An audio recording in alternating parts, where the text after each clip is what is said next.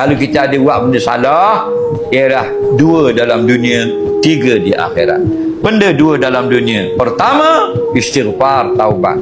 Yang kedua, banyak buat benda-benda amal soleh. Innal hasanat yuzhibna sayyi'at.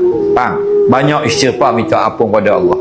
Jadi kalau tak bertaubat, tak amal soleh, ada 3 lagi peluang di akhirat. Apa dia? Yang pertama, dia dapat keampunan Allah. Sebab apa? Sebab orang Islam, walau dia banyak dosa pun, akhirat lagi Nabi kata insya'a azabah wa insya'a ghafarallah. Kalau Allah nak, Allah azab dia, dan kalau Allah nak, Allah maafkan dia. Yang kedua, tak dapat keampunan Allah. Peluang yang kedua dia dapat mana? Dapat syafaat.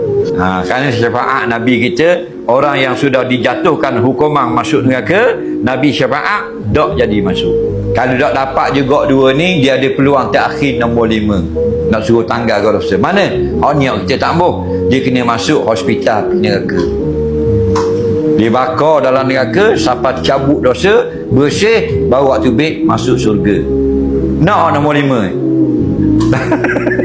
Lagi aku tak boh nombor 5 ni.